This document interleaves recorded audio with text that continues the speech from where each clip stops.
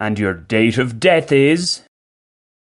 In a recent interactive video, the English comedian Ricky Gervais was asked which of the following he'd prefer: to be told his death date and live longer, or not to be told it, but live a shorter life.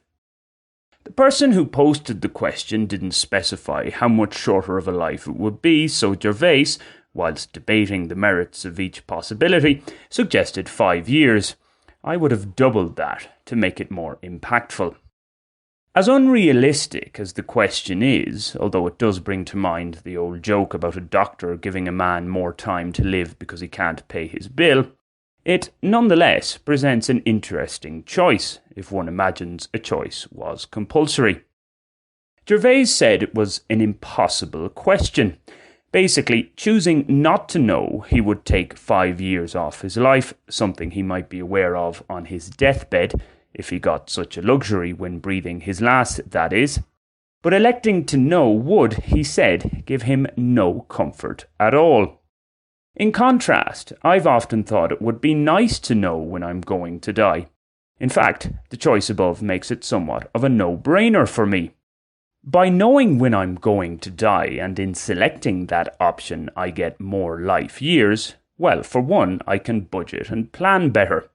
If I were to discover that I've fewer years left than I'd thought, well then I could be less frugal than I am currently.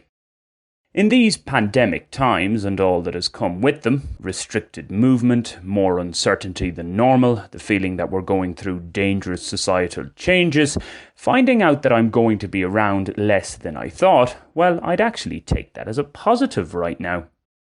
I'm all on for a long life as long as I'm active and fully with it as I've ever been, that is, right up to my last days.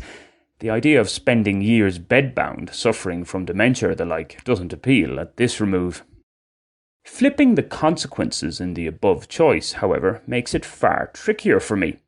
That is, if being told my death date resulted in a shorter life, say by 10 years.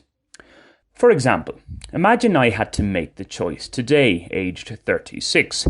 In my head, whenever I do think about this, I figure that I haven't even reached the halfway stage of my life, barring a fatal accident. So, if by choosing to know when I'm going to die reduced my time on this planet by 10 years and I got an answer of, say, 40, I'd be in a state of shock, to say the least.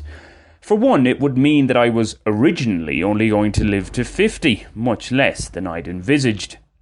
Secondly, and even worse, by opting to know, my life has been cut by 20% and I've just been left with 4 years to live. That is, I certainly hope, a most unlikely example. Of course, one never knows, though, and most of us have plenty of sad reminders of this.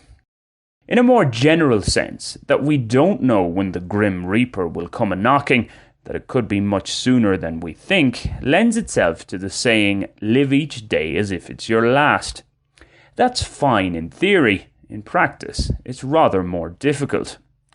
Altering such an approach slightly so as to make it less dramatic and less damaging, as it potentially could be if and when you discover it's actually not your last day, is to look to add a sense of urgency to your life, as our friend Jordan Peterson explained in a recent podcast interview.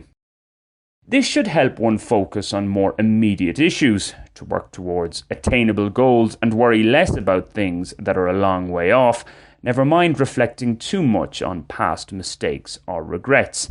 It's an outlook I'm trying to adopt, with some difficulty in any case. Live in the moment, as best one can. The powers that be are making that more difficult these days, with a glance to the future, whilst never losing sight of past lessons learnt. As simple as that, eh?